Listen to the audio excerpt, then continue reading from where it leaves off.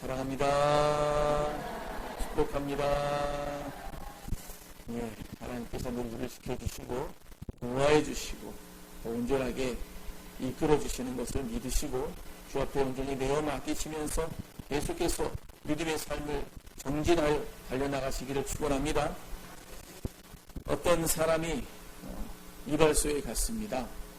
머리를 깎으러 간 거죠. 머리를 깎으러 갔는데 이발소 문 앞에 이런 팻말이 붙어 있습니다. 오늘은 현금, 내일은 공짜. 들어가서 이제 여기까지 왔으니 이발을 하긴 해야 되겠는데, 근데 그 팻말을 보니까 마음이 좀 바뀌어요. 오늘 현금 내고 머리를 깎으니 차라리 내일 공짜로 하자. 공짜로 깎고 싶은 마음이 생긴 거예요. 그래가지고 오던 발걸음을 되돌아갔습니다. 다음날 기쁜 마음으로 왔어요. 이제 오늘은 공짜겠지? 그러고 왔는데 보니까 똑같은 팻말이 붙어 있습니다. 오늘은 현금, 내일은 공짜. 뭐야 이거. 오늘도 내일 공짜란 말이야? 참 너무하네. 그러면서 또다시 발걸음을 돌려서 집으로 갔습니다. 그 다음날 와서 이제 오늘은 되겠지 하고 딱 봤는데 똑같은 팻말이 또 붙어 있어요.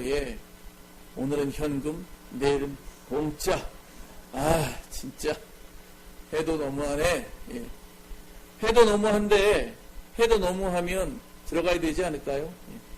근데 이 남자는 들어가지 않고 그래 내일 다시 와야지. 다시 돌아갔습니다. 이러기를 몇 번 했을까요? 그러는 동안에 이 남자의 머리카락은 더 지저분해졌고 시간은 흘렀고 만나야 될 사람은 만나지 못하고 속절없이 이렇게 어려워졌다고 하는 거죠. 여러분, 시간은 굉장히 중요합니다. 우리 인생에서 가장 중요한 것이 시간이라고 말할 수 있어요. 왜냐하면 시간은 곧 인생이니까. 인생은 곧 시간이니까. 그죠? 시간과 함께 우리 인생은 시작되고 시간과 함께 우리 인생은 마무리되기 때문에 그렇습니다. 이 시간을 놓치고 때를 놓치고 기회를 놓치고 집으로 돌아가기를 반복한 다음으로 미뤘던 이 답답한 사람과 비슷한 사람이 오늘 말씀이 나옵니다. 누구냐 하면 총독 벨리스라고 하는 사람입니다. 우리가 지난주에 봤지만은 사도 바울을 죽이기 위해서 아주 극단적인 그런 결심을 한 유대인들이 있었죠. 밥도 먹지 아니하고 물도 마시지 아니하고 내가 사도 바울 우리 민족을 해를 끼치는 듯한 보이는 저 사도 바울을 죽이리라 결심한 40명의 결사대가 있었어요.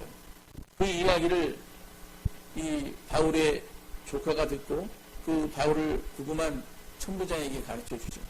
그 천부장이 이 사람이 로마 사람인데 제대로 재판도 받지 못하고 사고가 나서 죽을 수도 있겠구나 이렇게 생각하고는 그날 밤에 보다도 안전한 장소로 사도 바울을 데리고 가죠. 거기가 어디냐면 총독 벨리스가 거주하는 총독 관저 가이사라예요.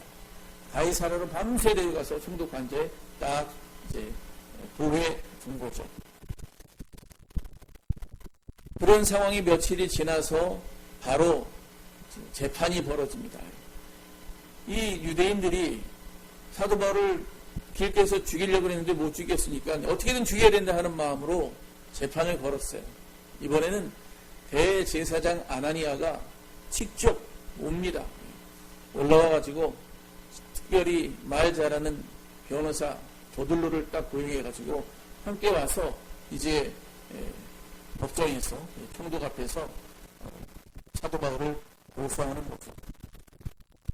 고소하는 내용이 세 가지입니다. 뭐냐 하면 바울은 전염병 같은 사람이다.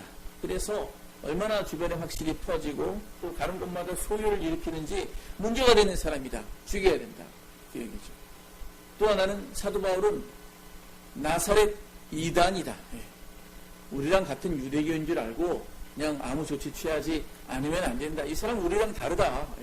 이 사람은 우리와는 다른 나사렛 예수를 섬기는 그런 괴수다. 그 중에 수괴다. 이렇게 고소를 합니다. 그리고 또 하나는 뭐냐 하면 이 사람은 우리가 그렇게 거룩하게 여기고 귀하게 여기는 성전을 더럽혔다. 우리가 정말 마음이 상한다. 우리 유대인의 백성들 전부 다 마음이 상했다. 이 사람 가만 내버려두면 우리가 백성들이 들끓어서 이건 힘든 일이 생길 거다. 죽여야 된다. 이렇게 고소한 거예요. 그런데 이 바울이 저들의 이야기를 듣고 자기를 변호하는데 아주 논리적으로 변호를 잘합니다. 나는 소위를 일으키는 사람이 아니다. 나는 어디 가도 소위를 일으키려고 내가 준비해 본 적도 없고 그럴 능력도 없다. 나는 다만 복음을 전했을 뿐이다. 순수하게 성경이 말하는 귀한 내가 만난 복음을 전했는데 소위는 그 복음을 들은 저들이 일으킨 것이다. 내가 일으킨 게 아니다. 두 번째, 저들이 나를 이단이라고 하고 이단의 수계라고 말하지만 사실은 성경을 자세히 들춰보면 성경을 자세히 연구해보면 내가 이단이 아니라 저들이 잘못 가고 있는 것이다. 무엇이 잘못되고 있는지 한번 함께 공개 토론 한번 할 수 있게 해달라. 뭐 그런 거죠. 자신이 있는 거예요. 그리고 세 번째, 성전을 더럽혔다고 하는데 그건 말도 안 된다. 난 여기에 와서 정말 이 유대인들과 함께 결례를 행하고 그리고 아주 깨끗한 그런 거룩한 모습을 취하기 위해서 내가 애를 썼으면 썼지. 저들이 귀하게 여기는 성전을 더럽히는 그런 어리석은 일은 하지 않았다. 아주 논리적으로 전형연하게 쫙 설명을 하니까 대답할 말이 없고 그리고 이 모든 상황에 대해서 이 부활 논쟁으로 비롯해서 이런 지금 일들이 벌어진 이것에 대해서 이 벨릭스 총독은 너무 잘 알고 있어요. 잘 알고 있다고 22절에 보면 나와요. 벨릭스가 이 도에 관한 것을 더 자세히 아는 거. 물론 복음의 진리에 대한 내용 이것을 아는 것이라기보다는 지금 이 사도 바울의 입장, 이 교회의 입장, 이 유대교회의 그 역학관계 이것 좀 잘 알고 있다는 거예요. 그리고 뭐가 잘못된 건지 아닌지 판단할 수 있기 때문에 사도 바울의 이야기를 들어보니까 문제될 게 없는 거예요. 그러면 여러분 무죄라는 게 딱 들어봐도 알고 이해가 되면 그 다음에 해야 될 일은 무죄 판결을 내리는 거죠. 무죄 꽝꽝꽝 내보내는 게 일인데 근데 이 벨릭스가 그렇게 하지 않습니다. 그렇게 하지 않고 휴정을 선언해요. 아니 사람이 무죄면 내보내야지 왜 휴정을 선언하냐. 다음으로 미루는 거죠. 다음에 이야기 듣고 내가 자세히 하겠다. 근데 사실은 여기에는요 이 벨릭스의 정치적인 노림수가 있는 거죠. 뭐냐 하면 유대인들이 저렇게 발벗고 대제사장까지 올라와서 사도 바울 죽이라고 그러는데 저들의 말을 제대로 듣지 않으면 저들이 문제를 일으킬 것이다. 저들이 만족하지 않고 문제를 일으킬 것이다. 내가 지금 유대를 다스려야 되는데 유대를 평온하고 안정적으로 다스려야 로마로부터 좋은 평가를 받고 그리고 내가 더 승진할 수 있는데 이 나라가 시끌시끌해지고 저들이 막 소동을 일으키고 그러면 내 점수가 깎일 게 뻔하니까 정치적인 판단을 내린 거예요. 그래서 사도 바울을 바로 무죄방면하지 않고 묶어둔 거죠. 이 벨릭스 총독의 입장에서는 그럴 수도 있겠다 싶지만은 사실은요 그거는 불의한 것입니다. 무죄한 사람을 한 개인이라고 세력이 약하다고 그냥 억울하게 고통을 계속 주면서 감옥에 묶어놓는 것은 이거는 죄죠. 이거는 분명히 잘못된 일입니다. 그러나 총독은 자기의 어떤 정치적인 입장을 또 자기를 유리하게 가져가기 위해서 한 개인을 억울하게 그리고 고통 주면서 무시한 그런 죄를 범하고 있는 것입니다. 자, 그러는 가운데 이제 며칠이 지나서 오늘 본문 말씀의 장면은 뭐냐면 이 벨릭스 총독과 그 부인이 사도 바울을 청에다가 예수 믿는 도, 즉 복음에 대해서 이야기를 듣는, 복음에 대해서 설교를 듣는 그런 장면이 나와요. 이게 어떻게 된 일인가? 이 배경에는 벨릭스의 부인이 유대인이라고 하는데 그 근거가 있습니다. 벨릭스 부인이 유대인이었어요. 여러분 유대인은 누구죠? 어려서부터 하나님을 알고 교육을 받아온 사람이에요. 그리고 말씀을 통해서 하나님을 알고 그리고 장차 메시아가 이 땅 가운데 올 것이고 그리고 그러한 가운데 예수 그리스도의 십자가 사건도 들었을 것이고 그런 상황에서 이 드루실라가 지금 유대인으로서 남편이 누구냐 하면 로마의 총독이에요. 로마 총독은요, 군인입니다. 그리고 사람을 잔인하게 죽이는 사람이고, 그리고 권력을 탐하는 그런 추종하는 사람이에요. 이 사람이 하나님을 아는 부인으로서 이러한 남자와, 이 거친 남자와 살려니 마음이 공허하죠. 마음이 방황하죠.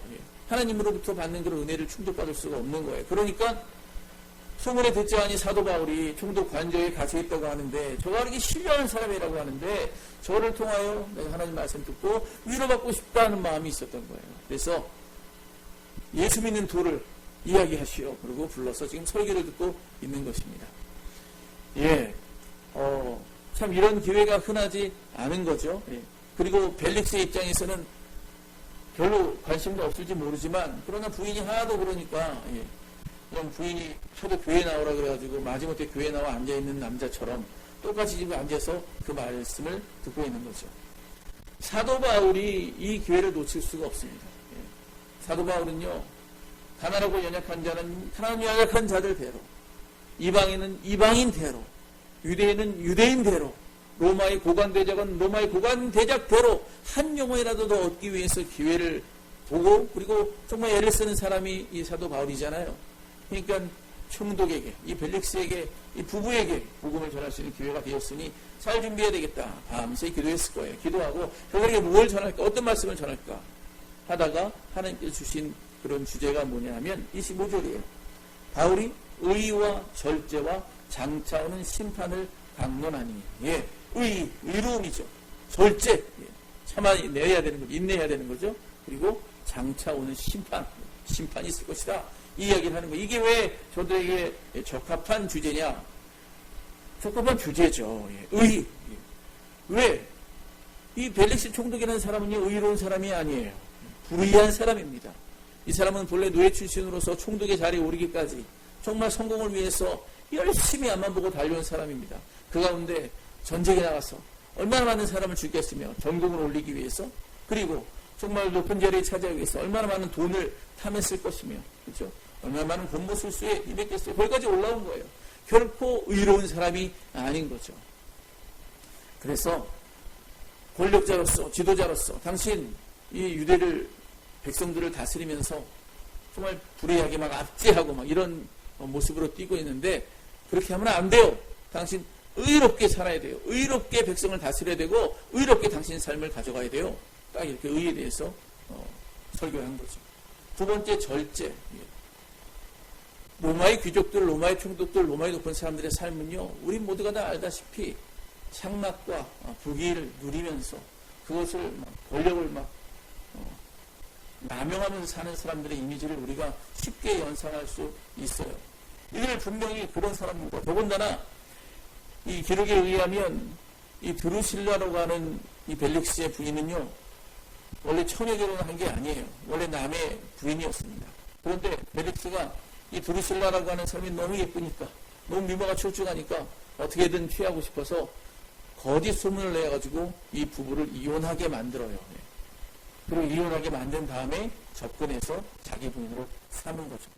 이 부인의 입장에서도 당시의 그런 윤리적인 입장에서 부도덕하게 지금 이혼한 것도 그런데, 더군다나 권력자가 자기에게 다가오니까, 그래 이때가 기회다. 이 여자도 야망이 있던 거죠. 잡자. 딱 잡아서 지금 결혼해서 함께 사는 그런 상황인 거예요. 그러니 그 삶이 향락과 쾌락을 추구하고, 그리고 부를 추구하는 그런 사람이죠. 자기의 목적을 위해서 수단과 방법 가리지 않고 다 할 수 있는 사람인 거예요. 그러니까 사도 바울이 절제가 중요하다. 당신의 삶에 절제가 중요하다.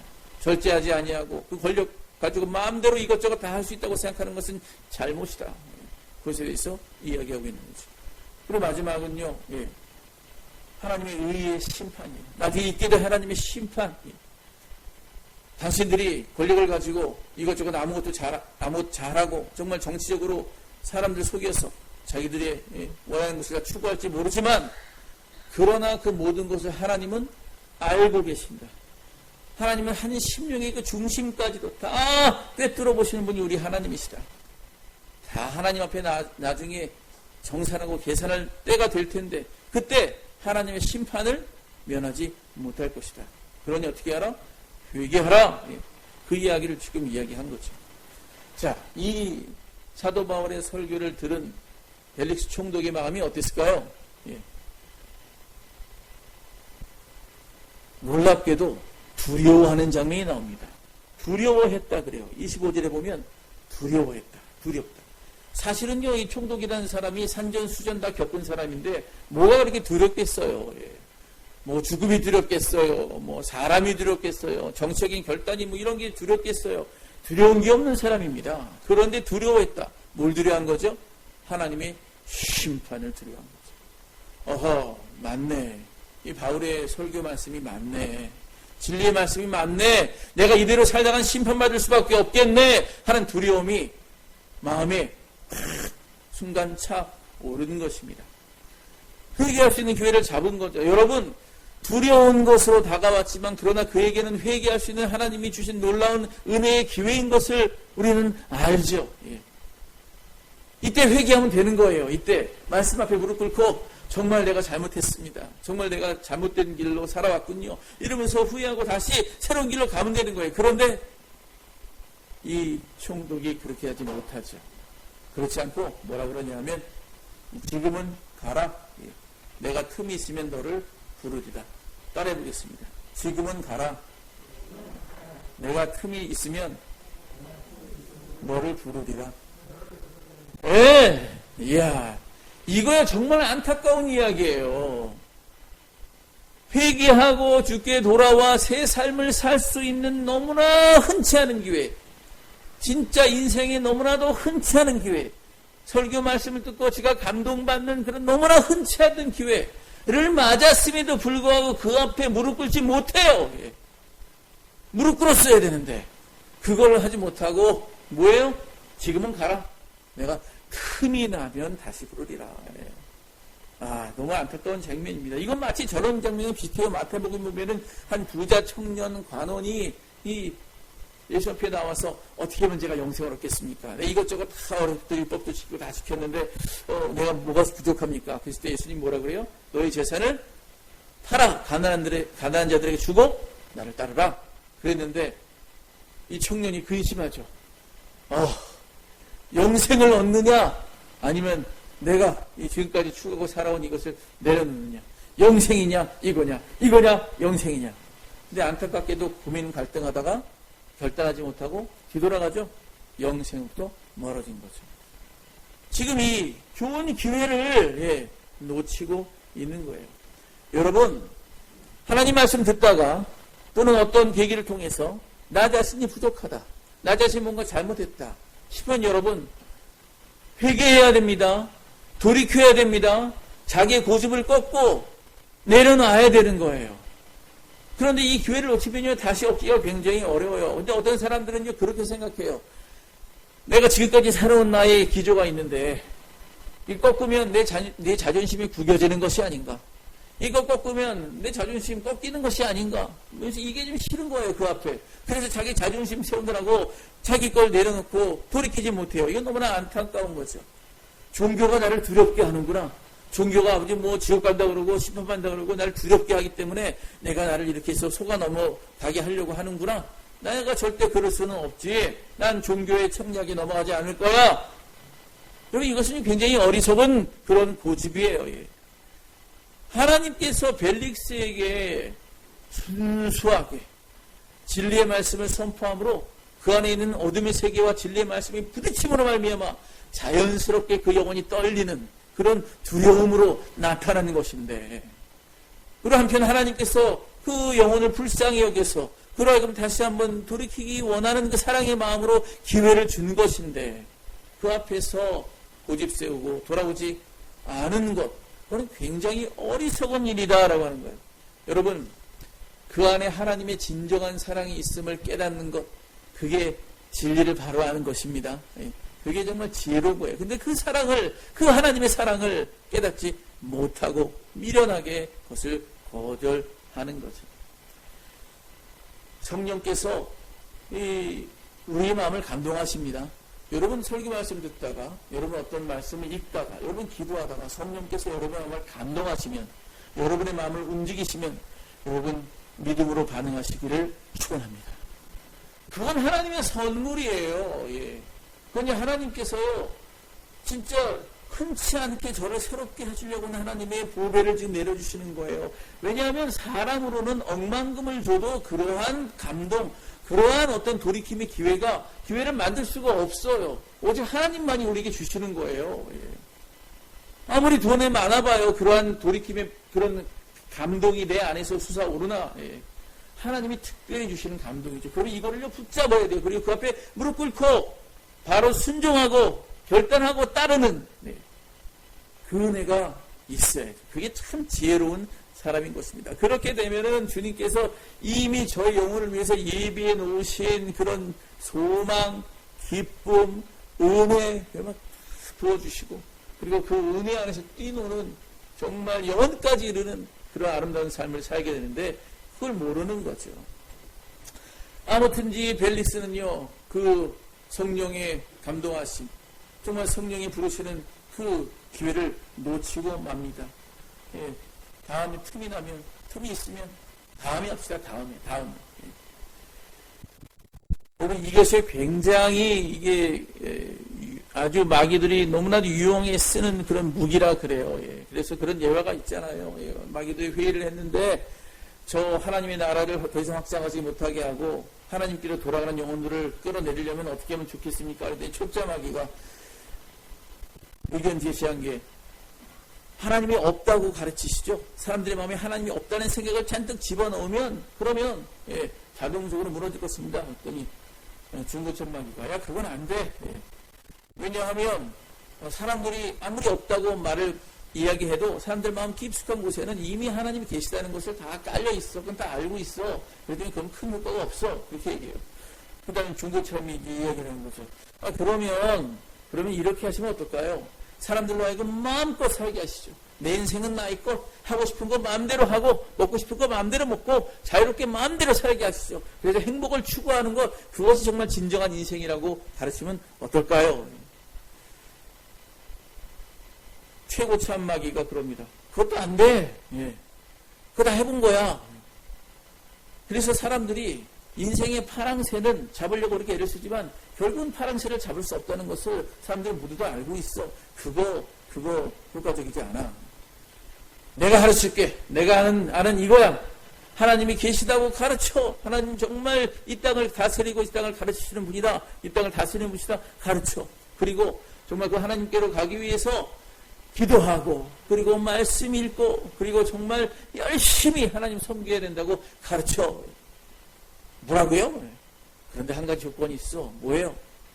그것을 내일부터 하라고 가르쳐. 내일부터 그걸 시작하라고 가르쳐. 그러면 효과가 클 거야. 그래요. 그리고 막 시행을 했더니 정말 효과가 크더라는 거예요. 예. 그 효과가 얼마나 큰지 요즘에도 오늘까지도 하나님의 감동이 있고 하나님 말씀이 있고 하나님의 그 귀한 것을 알면서도 어떻게 해요? 내일 하면 돼. 다음에 하지 뭐. 내일 하지 뭐. 그렇게 하는 사람들이 너무너무 많아서 실제로 하나님 앞에 정말 자기를 드리고 헌신하고 하나님의 은혜 가운데로 들어오는 사람이 많지 않더라. 여러분 주변을 다 돌아보세요. 얼마나 많은 사람이 하나님 말씀의 은혜를 받고 결단하고 헌신하며 주께 돌아오는지. 아니면 하나님 말씀 듣고 감동을 받았음에도 불구하고 내일 하면서 하나님의 정말 그 선한 은혜 안에 들어오지 못하고 주변만 맴돌고 있는 사람이 많은지 여러분 돌아보시기 바랍니다. 그래서 오늘 말씀의 제목이 다음은 없습니다. 다음은 없습니다. 다음에 될 것 같지만 다음에 안 된다고 하는 거예요. 예. 여러분 성령께서 감동하실 때 즉시로 순종하는 분 되시기를 바랍니다. 즉시로 순종하지 않으면 이거는요 부차적인 문제로 돼버려요. 그래서 이걸 신학적인 용어로 또는 신앙적인 용어로 뭐라고 부르냐 하면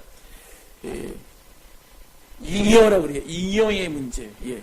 신앙을 잉여의 문제로 삼는 것이다. 이렇게 표현합니다. 잉여는 뭐죠? 남는 거예요. 예. 본질의 것을 취하고 신앙을 남는 것으로 치부하는 뒤로 미루는 그런 상황에 머무는 생각들. 그런 것을 신앙을 잉여의 문제로 삼는다 이렇게 말하는 거예요. 당장 그거 실천하고 따르지 않아도 나 아쉬운 거 없다는 거예요. 당장 그거 하지 않아도 나한테 큰일을 하지 않는다는 거예요. 그러니까 자꾸 뒤로 밀어주는 거죠. 근데 이거를 참 이렇게 하지 아니하고 신앙을 자기 본질로 삼고 좀 본을 보인 사람 중에 대표적인 사람이 이제 지미 카터를 예를 듭니다. 종종.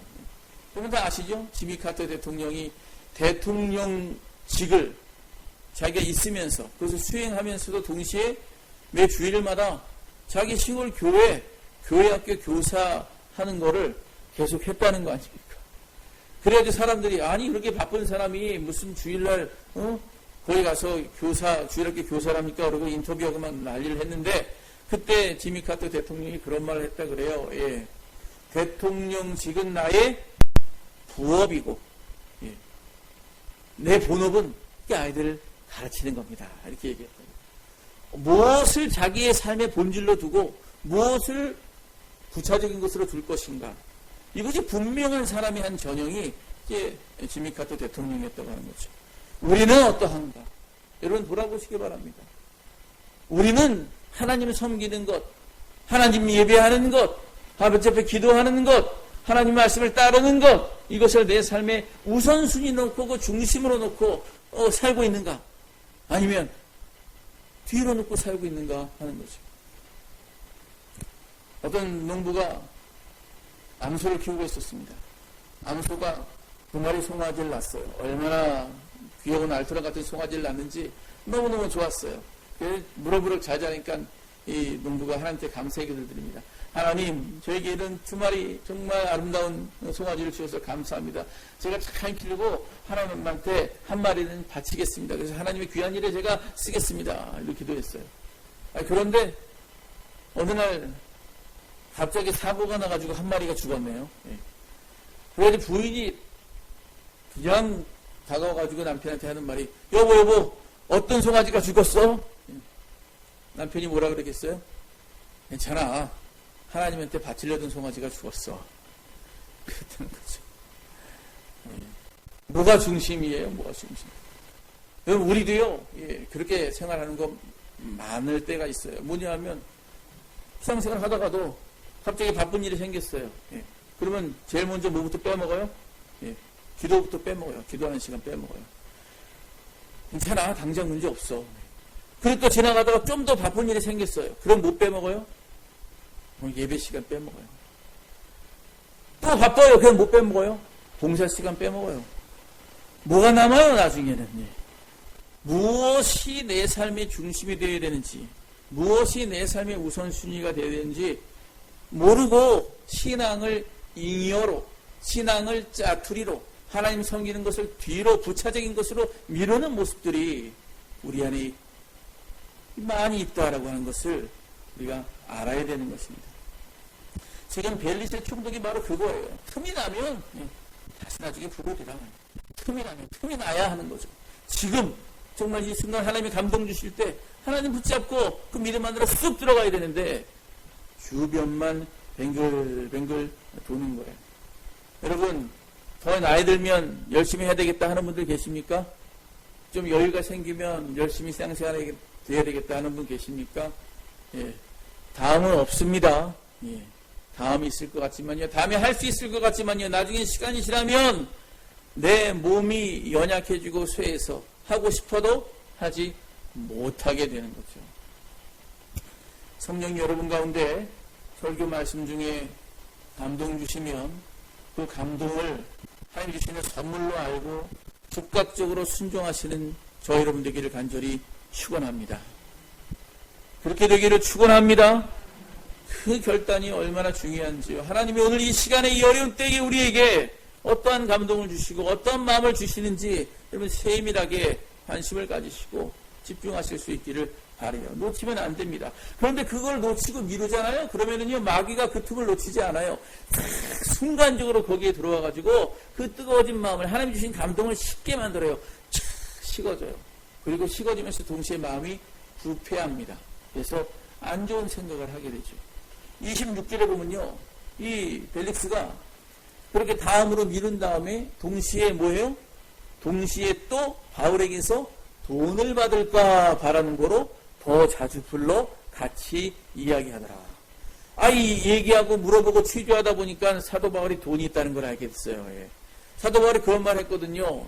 나는 처음에 예루살렘에 올 때에 이방 교회들에게서 조금씩 이제 헌금을 받아가지고 예루살렘 교회 돕기위해서 왔다. 지금 그 얘기를 딱 듣고는 돈을 많이 가지고 있겠군. 얼마나 가지고 있겠어요? 그 작은 교회들이 모아서 가져온 게 얼마나 많이 있겠어요? 그러나 모눈에 뭐만 보인다고 벨렉스는 딱 보고 돈 좀 뜯어낼 수 있겠군. 이런 생각을 하고 있는 거죠.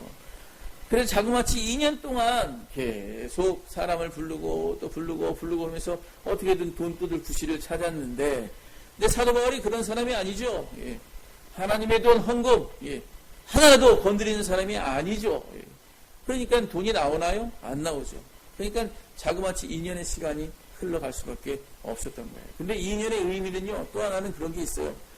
미결수인 경우에, 죄가 정확하게 정해지지 않은 사람인 경우에 2년 이상을 불유할 수 없는 것이 당시의 로마의 법입니다. 그래서 2년 동안 불유할 수가 없고, 더군다나 2년이 지나서 자기 총독의 직도 박탈당해요. 이제 파면당하고 새로운 총독이 오고 자기 로마로 불려가서 정치적 인생이 끝납니다.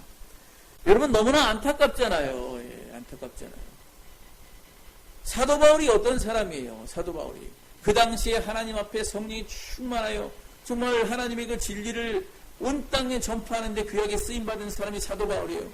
근데 그 사도 바울을 앞에 두고 사도 바울을 독송생으로 그 영적인 진리를 얼마든지 깊게 배울 수 있었는데도 불구하고 2년의 그 기회를 그냥 놓쳐버리는 거예요. 그냥 자기 욕심에 흘려버리는 거예요. 예.